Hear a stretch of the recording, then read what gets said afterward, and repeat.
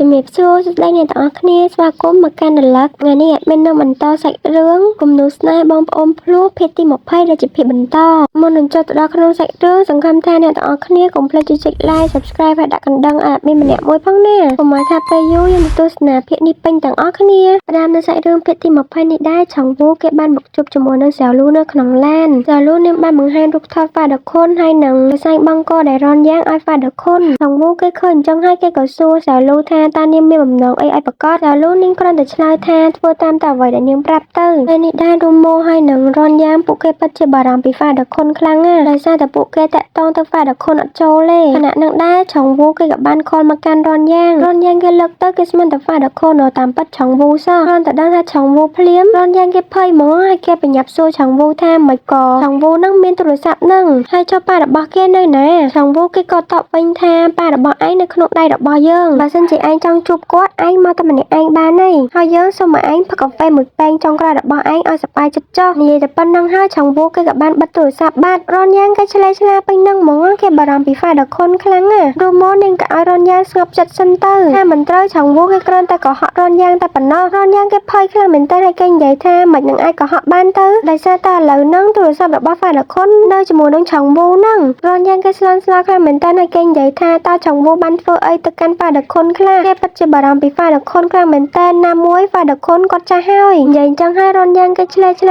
រហូតទៅរកហ្វាដខុនភ្លាមហ្មងរូម៉ូនេះក៏ខាត់ប្រាប់ឲ្យតិចចិត្តសិនទៅឥឡូវពួកយើងគួរណាទៅរករនចឹងសិនទៅដោយសារតែរនចឹងហ្នឹងគេស្គាល់អ្នកស្រីលូនិងលោកវូនឹងច្បាស់ដែលមើលទៅរនយ៉ាងហ្នឹងគេដូចជាស្លន់ស្លោខ្លាំងពេករូម៉ូនេះក៏និយាយលួងលោមថាជឿនាងទៅហ្វាដខុនគាត់នឹងមិនអីទេលឺអញ្ចឹងហើយបានរនយ៉ាងគេរៀងស្ងប់អារម្មណ៍បន្តិចហើយនឹងស្ដាប់រូម៉ូនេះបានខំមកកាន់រនចឹងប៉ុន្តែសាលូនេះបានចុចបិទមិនធម្មតាចុចបិទទេណាយកទូរស័ព្ទរបស់រនចឹងលាក់ទៀតហើយនាងនិយាយតែម្នាក់ឯងថាមិនប្រហែលម៉ោងទៀតទេអាចចឹងបងនឹងខ្លាចទៅជាមនុស្សធម្មតាវិញហើយមិនដឹងថាសាលូនេះមានផែនការអីទេនេះដោយសារតែទៅរនចឹងអត់ចូលរូម៉ូហើយនឹងរនយ៉ាងនឹងពួកគេបានមកដល់ក្រុមហ៊ុនតែម្ដងរនយ៉ាងមើលទៅគេមិនត្រូវការជំនួយរបស់រនចឹងទេណាមួយគេនិយាយថាប្រហែលជារនចឹងមិនចង់ជួបពួកគេរូម៉ូនេះក៏និយាយបញ្យល់ប្រាប់ប្រហែលជារនចឹងនឹងកំពុងតែប្រជុំអីដឹងមិនអត់បានលើកទូរស័ព្ទរនយ៉ាងគេនិយាយថារូម៉ូមិនទាន់ស្គាល់រនចឹងច្បាស់ទេមិនទាន់ដឹងថាគេធ្វើអាក្រក់ប៉ុណ្ណាមកកាន់គេហើយនឹងហ្វាដខុនទេរូម៉ូនេះក៏ឲ្យរនយ៉ាងនឹងគិតល្អ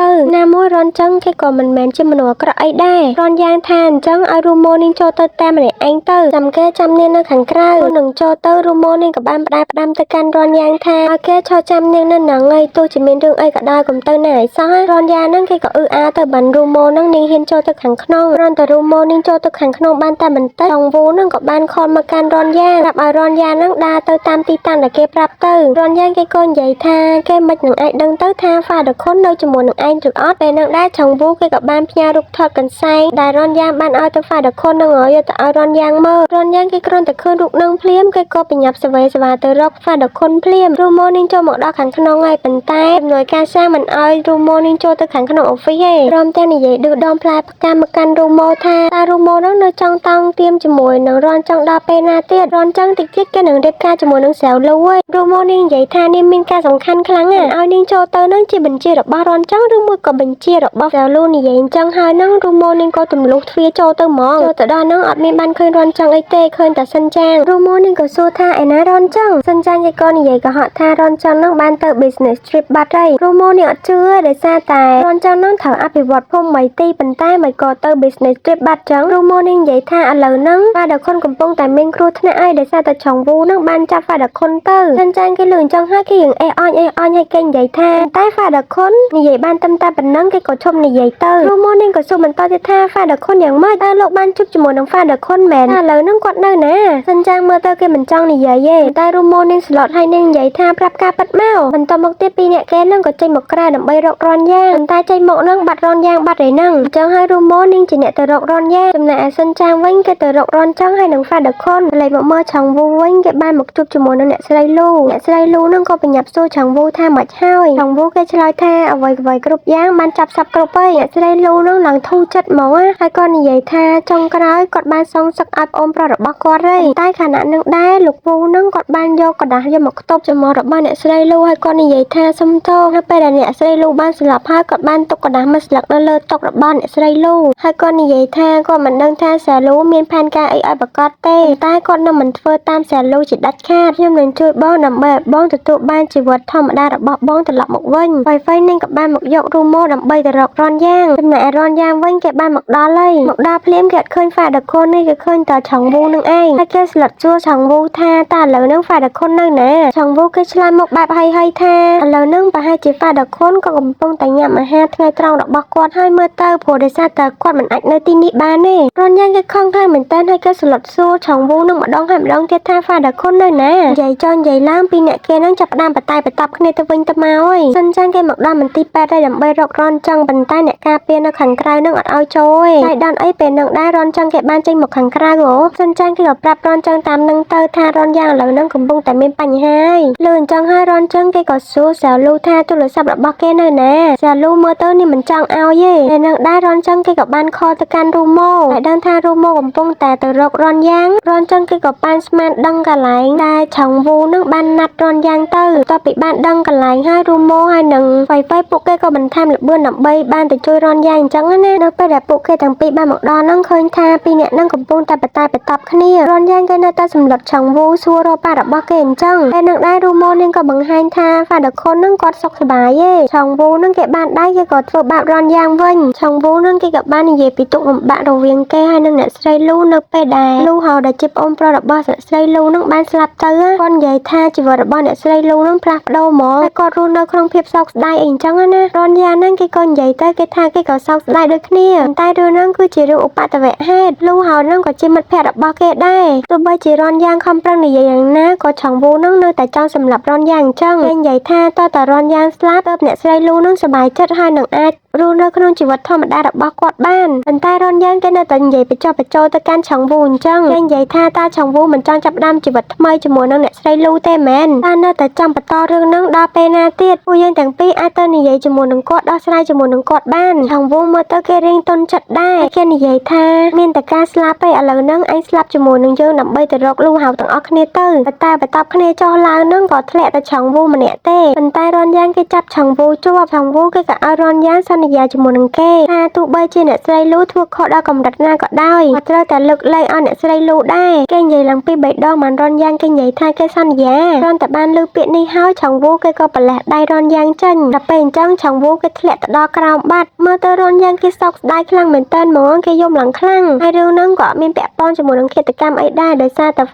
វៃនាងបានថតវីដេអូមុនហ្នឹងទាំងអស់ចំណែកឯកណ្ដាលដែលឆងវូបានទុកឲ្យអ្នកស្រីលូហ្នឹងគេបានសរសេរថានៅពេលដែលបងដឹងខ្លួនអ្វីៗគ្រប់យ៉ាងវានឹងបានបញ្ចប់ហើយគឺជាខ្ញុំដែលចង់សម្លាប់រនយ៉ាងរឿងទាំងអស់នឹងមិនតាក់ទងជាមួយនឹងបងទេបើសិនជាគ្មានគ្រួសារលូយកខ្ញុំទៅចិញ្ចឹមនោះទេខ្ញុំក៏មិនអាចខ្លាចជាខ្ញុំនៅពេលសប្តាហ៍ថ្ងៃនេះដែរនេះគឺជាអ្វីដែលខ្ញុំជំពាក់អ្នកខ្ញុំសង្ឃឹមថាអ្នកអាចរស់នៅក្នុងសុភមង្គលពីខ្ញុំឆងវូប្អូនប្រុសរបស់អ្នកឥឡូវនេះដែរពួកគេទាំងអស់គ្នាបានដោះស្រាយរឿងឆងវូឲ្យអស់ហើយប៉ាដកូនគាត់ខឹងជាមួយនឹងរនយ៉ាងខ្លាំងមែនតើគាត់ថាមិនក៏រនយ៉ាងនឹងហ៊ានទៅជួបជាមួយនឹងឆងវូតែម្នាក់ឯងអញ្ចឹងរនយ៉ាងគេក៏តបមកវិញថាដោយសារតែប៉ាដកូននឹងតែទៅអត់មានលើកទូរស័ព្ទគេប៉ាដកូនគាត់លឺអញ្ចឹងហើយគាត់និយាយថាឯនេះនិយាយចេញមកគ្មានដឹងថាម្នាក់ណាប៉ាម្នាក់ណាកូនទេរនយ៉ាងគេនិយាយដើមមកវិញថាតើគេមានកូនទៅគេក៏ខ្លាចទៅជាប៉ារបស់គេដែរលឺអញ្ចឹងហើយប៉ាដកូនគាត់ខឹងនឹងគាត់ក៏បានដេញវាយរនយ៉ាងពេញនឹងរូម៉ូហើយនឹងហ្វៃនឹងក៏បានចម្រិតសួរសិនចាងថាមិនក៏ប៉ាដកូននៅជាមួយនឹងរនចឹង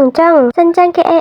អញអត់ដឹងថាឆ្លើយអីទេហើយសិនចាងគេនិយាយថាប្រហែលជាប៉ាដកូនចង់មកលេងរនចឹងដឹងរូម៉ូហើយនឹងហ្វៃអត់ជឿសោះហ្មងរូម៉ូនាងនៅតែបខំសួរសិនចាងថាតើរនចឹងនឹងគេកាត់អីមែនសិនចាងនឹងគេនិយាយថាបើសិនជាចង់ដឹងទៅសួររនចឹងហើយនឹងប៉ាដកូនខ្លួនឯងទៅគេអត់ហ៊ាននិយាយទេរូម៉ូនឹងខំបញ្ចុះបញ្ចូលសិនចាងយូរខ្លាំងមែនតើនិយាយមិននឹងក៏សិនចាងអត់ព្រមនិយាយដែរមិនថាបញ្ចុះបញ្ចូលតរូម៉ូណាហ្វៃនឹងក៏បញ្ចុះបញ្ចូលដែរតែសិនចាងគេបិទមាត់ចិត្តហ្មងតរូម៉ូនឹងនិយាយថាសិនចាងបើសិនជាប្រាប់ការពិតមកហ្វៃនឹងព្រមរៀបការជាមួយលឺអញ្ចឹងហើយបើសិនចាងគេព្រមប្រាប់ត្រឡប់មកដល់ផ្ទះវិញរនយ៉ាងគេសួរប៉ាដកូនថាមិនក៏ប៉ាដកូនទៅជួបរនចឹងអត់ប្រាប់គេអញ្ចឹងប៉ាដកូនគាត់ក៏ឆ្លើយថាដោយសារតែនៅពេលដែលនិយាយឈ្មោះរនចឹងម្ដងហ្នឹងរនយ៉ាងតែងតែខឹងតែពេលអញ្ចឹងគាត់ក៏កុហកថាទៅនៅផ្ទះមិត្តភក្តិគាត់ពីថ្ងៃទៅរនយ៉ាងគេឆ្ងល់ទៀតហើយគេសួរថាមិនក៏ប៉ាដកូនទៅនៅជាមួយនឹងរនចឹងយូរម៉េចប៉ាដកូនក៏ឆ្លើយថាដោយសារតែរនចឹងហ្នឹងបានឲ្យលុយគាត់នៅពេលដែលគាត់ឈឺហ្នឹងរនយ៉ាងមើលទៅគេសង្ស័យប៉ាដកូនខ្លាំងមែនតើហើយគេសួរថាតើប៉ាដកូនមានរឿងអី លាក់បាំងជាមួយនឹងគេមែនខណៈនឹងដែររូម៉ូសិនចាំងហើយនឹងហ្វៃក៏បានមកដល់រូម៉ូនេះសួរទៅហ្វាដខុនហ្មងថារនចឹងគេកាត់ជំងឺបេះដូងមែនហើយជំងឺបេះដូងនឹងដំណាក់កាលចុងក្រោយទៀតនាងចង់ឲ្យហ្វាដខុននឹងនិយាយបកស្រាយការប្រាប់ឲ្យនាងដឹងមករនយ៉ាងគេលើអញ្ចឹងហើយគេរៀងស្រឡាំងកាំងដែរហ្នឹងហើយគេក៏ឲ្យហ្វាដខុននឹងបកស្រាយប្រាប់ឲ្យពួកគេបានដឹងផងហ្វាដខុនក៏បាននិយាយប្រាប់ការពិតទាំងអស់ហើយក៏និយាយថារនចង់នឹងគេបានមានជំងឺនឹងតាំងពីតូចមកម្ល៉េះគាត់ថាវាតិចតួចអីអញ្ចឹងណាវាអត់ខ្លាំងអញ្ចឹងទេតែក៏ដោយសារតែនៅពេលដែលមានគ្រោះថ្នាក់កាលពីតូចហ្នឹងរនចឹងគេបានទៅជួយរនយ៉ាងដល់ពេលអញ្ចឹងគេត្រាំនៅក្នុងទឹកយូរខ្លាំងមែនតើហ្មងអញ្ចឹងហើយធ្វើឲ្យជំងឺរបស់គេកាន់តែខ្លាំងទៅចាប់ពីពេលហ្នឹងមករនយ៉ាងគេក៏សួរថាអញ្ចឹងប៉ាដខុនហើយនឹងរនចឹងតែងតែកុហកគេមែនប៉ាដខុនក៏ឆ្លើយថាហ្នឹងហើយពួកយើងទាំងពីរតែងតែកុហកឯងកាលពី3ឆ្នាំមុនរនចឹងបានមកជួបគាត់ហើយរនចឹងគេនិយាយថាគេចង់សងអ្វីៗគ្រប់យ៉ាងទៅកាន់រនយ៉ាងវិញដល់នៅពេលដែលគេស្លាប់គេចង់ឲ្យរនយ៉ាងមកជំនួសកន្លែងរបស់គេគ្រប់គ្រងក្រុមហ៊ុនរនស៊ីនឹងទទួលបានអ្វីដែលរនយ៉ាងគេធ្លាប់បានបាត់បង់ទៅគេចង់យករបស់ទាំងនេះយកមកសងរនយ៉ាងវិញរនយ៉ាងគេក៏បានទៅសួរសិនចាងថាអញ្ចឹងរត់ដងឲ្យគេផ្លាស់ប្ដូរជាមួយនឹងរនចឹងឲ្យគេទៅរៀនការងារនៅក្នុងក្រុមហ៊ុនហ្នឹងក៏ដោយសារតែអញ្ចឹងដែរមែនសិនចាងគេនិយាយថាហ្នឹងហើយរនចឹងគាត់និយាយថាគាត់ពិតជាសប្បាយចិត្តណាស់ដែលមានប្អូនដូចជារនយ៉ា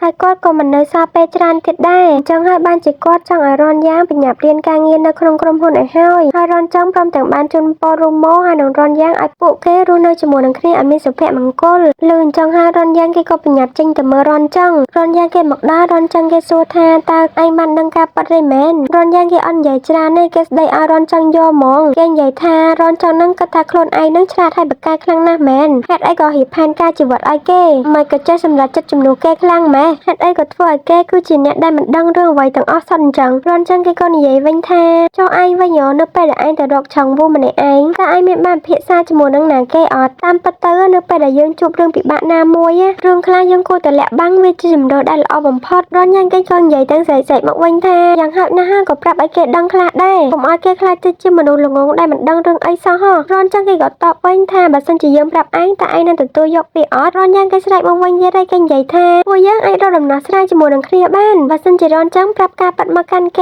េក៏មិនទៅរកឆងវូតែម្នាក់ឯងដែរក្រែងពួកយើងគឺជាបងប្អូននឹងគ្នាអីតែខ្ញុំគ្រាន់តែចង់ប្រាប់បងថាក្រុមហ៊ុនស្អីគេនោះខ្ញុំមិនចង់បានទេជាពិសេសរនចឹងមិនអាចចាក់ចេញបានទេតើអ្នកមានដឹងអត់ខ្ញុំមានអារម្មណ៍បែបណានៅពេលដែលខ្ញុំបានដឹងការពិតបើសិនជាវាហួសពេលជាងនេះរនយ៉ាងគេនិយាយបដាយំបដាហ្មងរនចឹងវិញគេនិយាយថាគេអត់ខ្វល់ទេដល់ពេលហ្នឹងវាលែងសំខាន់ទៀតហើយទោះបីជារនយ៉ាងស្អប់គេក៏ដោយប៉ុន្តែគេត្រូវតែប្រគល់អ្វីៗទាំងអស់ឲ្យទៅកាន់រនយ៉ាងវិញរនយ៉ាងគេស្នើមកទៀតហើយគេស្ដីឲ្យរនចឹងថាអ្នកពិតជាអាត្មានិយមខ្លាំងណាស់តើអ្នកមានដឹងអត់បើសិនជាពេលនោះវាហួសពេលតើខ្ញុំនេះនឹងស្អប់ខ្លួនឯងខ្លាំងប៉ុណ្ណាបើសិនជាហួសពេលនោះខ្ញុំប្រកាសជាខូចចិត្តនឹងសោកស្ដាយអស់មួយជីវិតជាពិសេសខ្ញុំមិនបានចំណាយពេលវេលាចុងក្រោយជាមួយនឹងអ្នកហេតុអីក៏អ្នកចេះតែបខំឲ្យរបស់ដែលខ្ញុំមិនចង់បានអញ្ចឹងអ្នកមានដែរសួរអត់ថាខ្ញុំចង់បានវាឬមួយក៏អត់ក្រុមហ៊ុនស្អីគេនោះខ្ញុំមិនចង់បានទេអ្នកធ្វើវាដោយខ្លួនឯងរនចឹងគេក៏ងើបឡើងអាស្មារនយ៉ាងហើយគេប្រាប់ឲ្យរនយ៉ាងនឹងឈប់យំទៅរនយ៉ាងគេនិយាយតែទឹកភ្នែកថាបើសិនជាឥឡូវហ្នឹងរនចឹងអត់ឈឺទេគេប្រកាសជាវាយរនចឹងមកដៃហើយពីរអ្នកបងប្អូនគេហ្នឹងក៏ត្រូវរើគ្នាសើចជាមួយនឹងគ្ន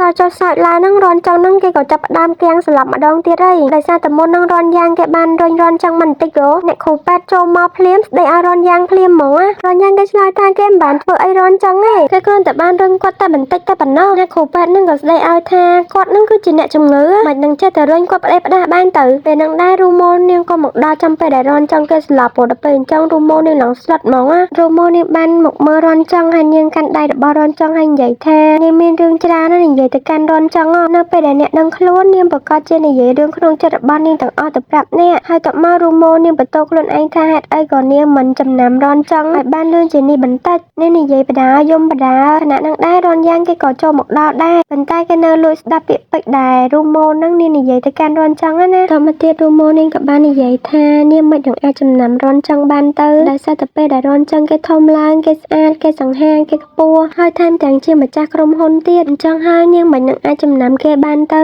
រនចឹងអ្នកតែងតែកុហកខ្ញុំកន្លងមកម្ដងអ្នកកុហកខ្ញុំថាអ្នកមានអត្តចរិតពីរក្នុងខ្លួនម្ដងទៀតអ្នកបានរងខ្ញុំឲ្យទៅរនយ៉ាងដំបូងនាងគិតថាប្រហែលជានាងនឹងមិនស្អាតឬមួយក៏អតីតកាលកាលពីក្មេងរវាងពួកយើងនឹងវាមិនសំខាន់ចំពោះលោកតទៀតឬមួយក៏ដោយសារតែលោកបានជួបសៅលូធ្វើឲ្យលោកស្រឡាញ់នាងហើយនឹងបំភ្លេចខ្ញុំចោលប៉ុន្តែនាងមិនដែលគិតទេថារនចឹងគេធ្វើរឿងទាំងអស់នេះក៏ដោយសារតែគេមានជំងឺនិយាយបដារូម៉ូនាងយំបដាឥឡូវនេះអាណិតរនយ៉ាងវិញនេះរនយ៉ាងគេ គេនិយាយតែម្នាក់ឯងថារនចង់គេនឹងបកគលអ្វីៗគ្រប់យ៉ាងទៅកាន់រនចង់វិញសូម្បីតែរូម៉ូគេនឹងបកគលទៅឲ្យរនចង់វិញរនយ៉ាងគេត្រឡប់មកដល់ផ្ទះដែលធ្លាប់នៅជាមួយនឹងរនចង់គេក៏បានឃើញទស្សនភាពដែលរនចង់គេនៅក្នុងផ្ទះនឹងអញ្ចឹងណាកាន់មកដល់ព្រឹកស្អែករនយ៉ាងគេបានធ្វើម្ហូបឲ្យរនចង់ហើយដល់ខុនក៏សួរថាតើម្ហូបនឹងធ្វើឲ្យរនចង់មែនរនយ៉ាងគេខំបកកាយគេថាមែនទេតែហ្វាដល់ខុនក៏ដឹងច្បាស់ថាម្ហូបនឹងគឺជាម្ហូបដែលរនចង់គេចូលចិត្តរនយ៉ាងគេនិយាយថាគេមិនសូវចូលចិត្តរនចង់ទេតែតែនៅពីក្មេងឲ្យតែរបស់គេចូលចិត្តនឹង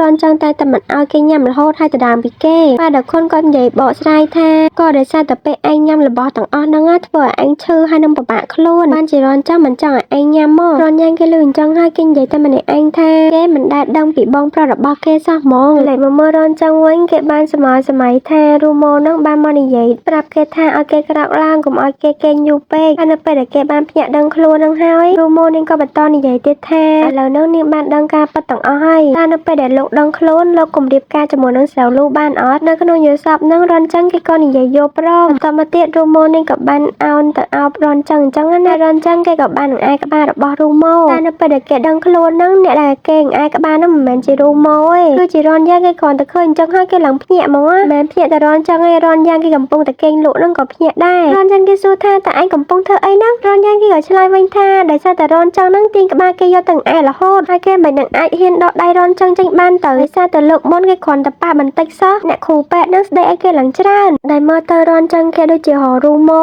រនយ៉ាងគេក៏និយាយថាអត់មានណាគេនៅក្នុងបន្ទប់ហ្នឹងទៀតទេប៉ុន្តែគេក៏បានប្រាប់រនចង់ដែរថារូម៉ូហ្នឹងបានមើលថារនចង់យូរហើយនាងតែត្រឡប់ទៅវិញមុនហ្នឹងទេហើយរនយ៉ាងគេសួររនចង់ថាតើរនចង់នឹងធ្វើអ្វីបន្តតើគេនៅតែរៀបការជាមួយនឹងស្រាលូឬតែមែនរនចង់គេក៏និយាយថាគេមិនអាចផ្ដល់សុភមង្គលឲ្យរូម៉ូបានទេអញ្ចឹងហើយគេមិនចង់ឲ្យនាងឈឺចាប់អីអញ្ចឹងណាឲ្យមង្គលការរវាងគេហើយនឹងស្រាលូនៅតែបន្តដដែលរនយ៉ាងគេក៏និយាយថាហេតុអីក៏រនចង់ជ្រើសរើសយកការកុហកមកកាន់គេអញ្ចឹងហេតុអីក៏ទម្លាក់បន្ទុកដ៏ធ្ងន់ហ្នឹងមកឲ្យ